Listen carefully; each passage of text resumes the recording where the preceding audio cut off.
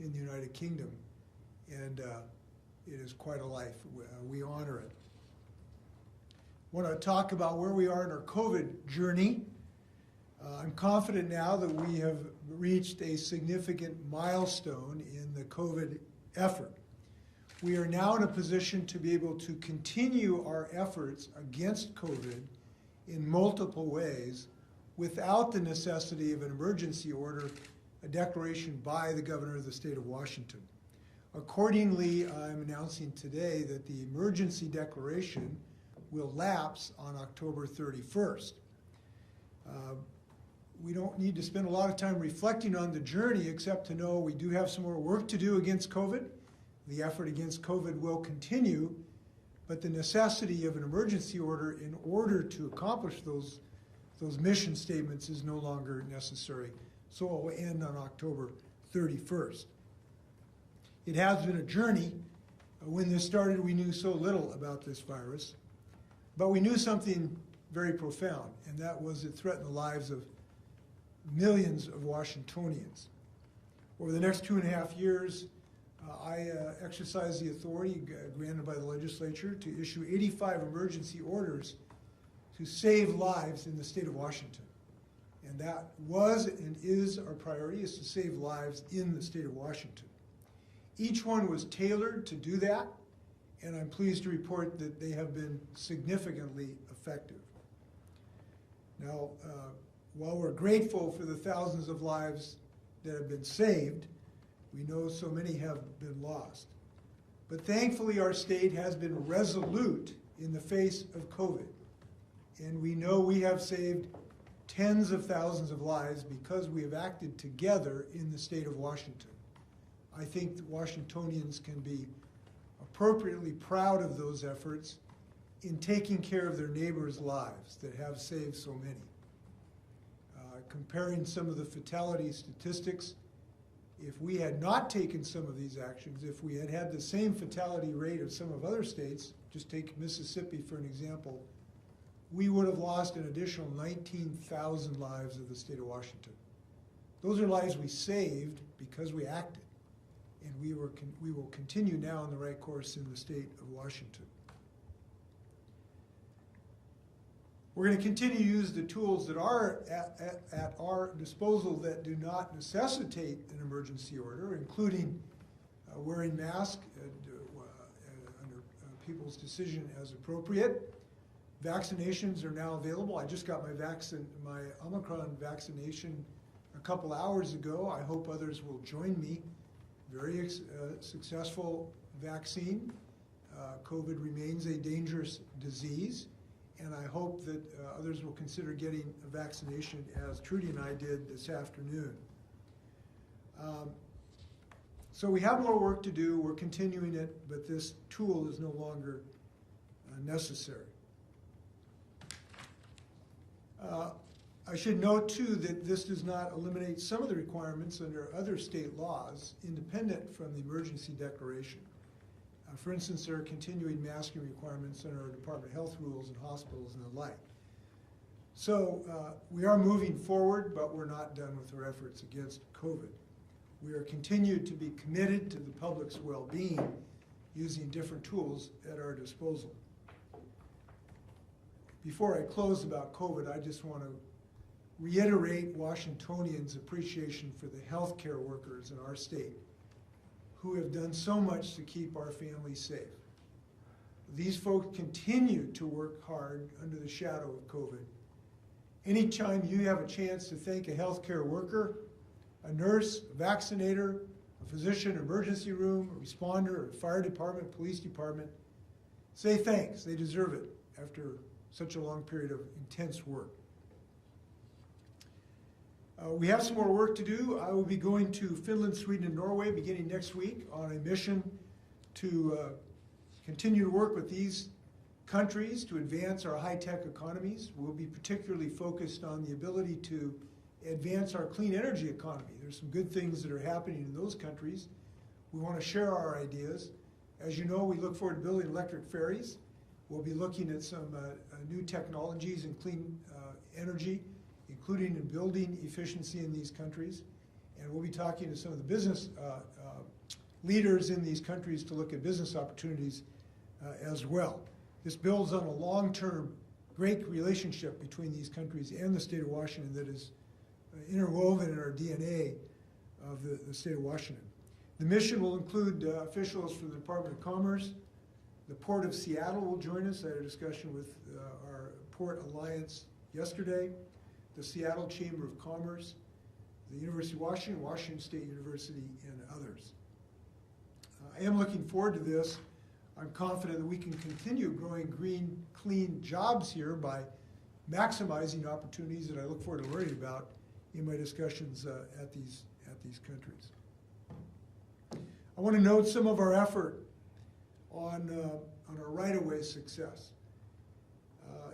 You may have seen ongoing coverage of our efforts to reduce the number of homeless folks who are living in squalor along our right-of-ways, our highways, and our freeways. I'm pleased to report we're seeing results in those efforts. We're seeing it across our freeways.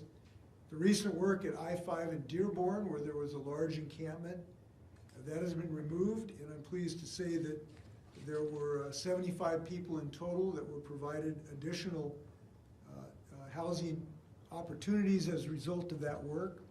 We worked with Just Care and REACH and the Regional Homelessness Authority.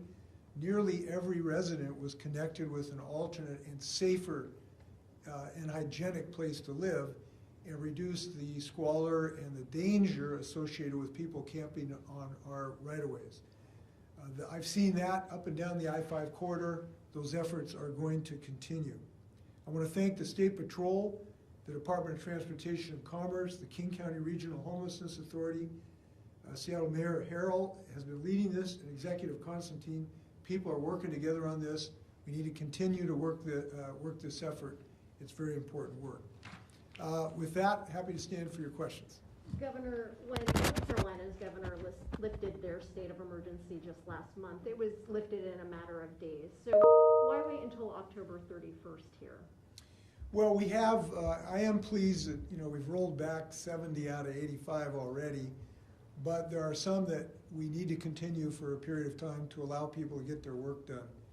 For instance, one that comes to mind is that we gave hospitals 90 days to come into compliance. We gave them advance notice of this so that they could have some time to come into compliance with the existing rules that we had waived.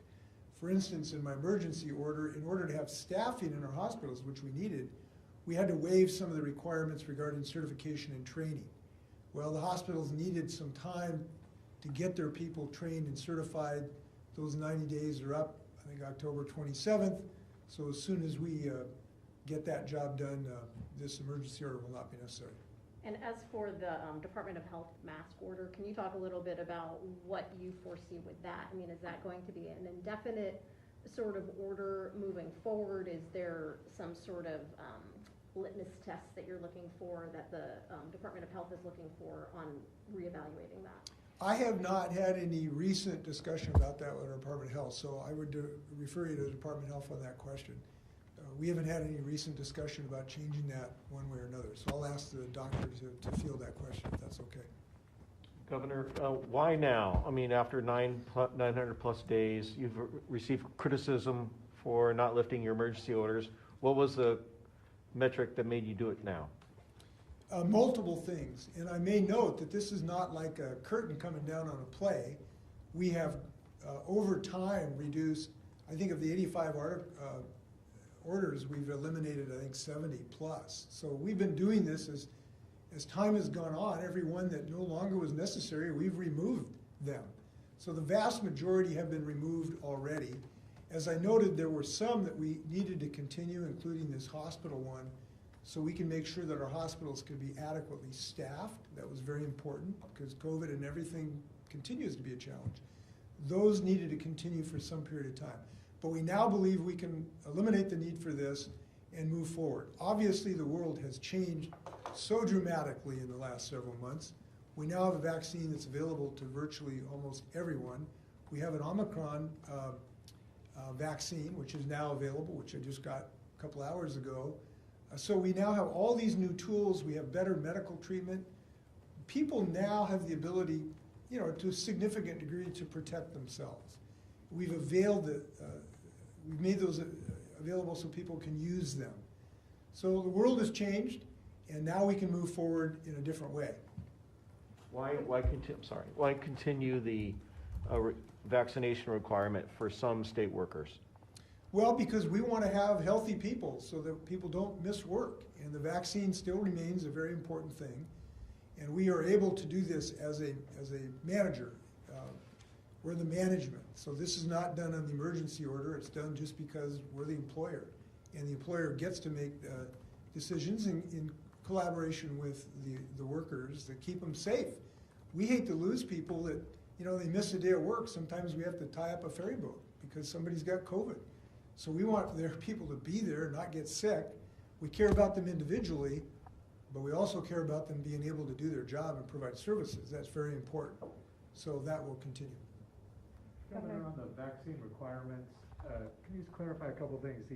The health care, by lifting that requirement, that would also apply to firefighters, EMTs, and maybe local law enforcement working in jails, right? That's correct. So the emergency order will not require that for those EMT workers. But as I've indicated, for state employees who are under our management auspices, there will remain a vaccination requirement. Then on the health care, do you think lifting the mandate now will bring more people into the field, especially nursing, where there's been a shortage? I mean, do you see a correlation that those problems will be resolved? I think it will be small because the number of people we lost was actually quite small. It's in the area of like 2 or 3% because people stayed in employment. We found the vaccination requirement actually to be very successful because we had 96, 97% of people remained in public service and they saved lives. And it was a heartbreak when they didn't. It was a real heartbreak when people lost their lives who were in public service who didn't get vaccinated. I think of a state senator. I think of a former state trooper who was very critical of us and then lost their lives because they didn't get vaccinated. That was very, very painful. But we saved a lot of people, including in state employees, because of this vaccination requirement. And 19,000 saved lives is not something to diminish. It's the size of maybe half the size of the baseball stadium. And so I consider saving lives a high priority and the right thing to do in the state of Washington. Governor, did your office consult with any disability rights organizations prior to making this decision? And are you worried that ending the vaccine requirements for healthcare workers will put vulnerable people at more risk? Well, individual healthcare employers still have the ability to make decisions in their own management realm. So this does not take that management authority away in consultation with unions and the like.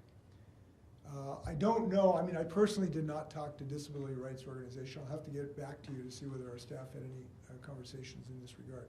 But I think we have been sensitive to people's needs throughout this. It's one of the reasons we exercise this. And we are not done. There are some other policy issues. For instance, I think the legislature will need to consider a statutory requirement or protection for employees that if you want to wear a mask, you can't be punished for wearing a mask, for instance. That's something I will recommend to the legislators. So there is going to be more policy discussions going forward. I'm a little confused on the state employee vaccination mandate going forward.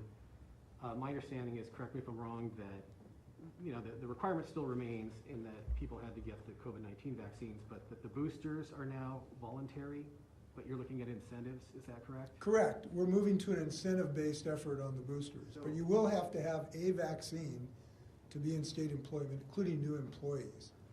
But does that mean, they got the vaccine, a year ago, is it still effective? That would fulfill the obligation, and we then would count on our incentive programs to incentivize them to go with the booster requirement. With the employees who were fired or quit because they wouldn't get the most up-to-date vaccine at the time, that's a different treatment, isn't it, of the employees going forward who work for the state? So I'll try it again. To be in state employment, you will have to have a vaccine against the COVID, whether it was early or late, you will have to have had a vaccine. That does not necessitate that it be the booster. We will use the incentive program to incentivize people to get the booster because it's effective and it's safe. And I hope people will use it. But we'll use an incentive program rather than the requirement. You know what those incentives might be? I don't have those in mind at the moment. I think we have some discussions with our unions about that that's ongoing, I think. I'll get you more info as it develops. Governor, I have a question about a letter you sent to the ombudsman regarding the Oakley Carlson case. Do you recall that letter? You asked basically for a review of the case and how the department was handling Department of Children, Youth and Family Services. Can you explain why you sent that letter? What are your concerns about the Oakley Carlson case? Well, I haven't seen the response from the ombuds, but I'm told that it basically said that the department complied with existing rules and regulations. They fulfilled their obligation under law. I'm pleased that that's the case.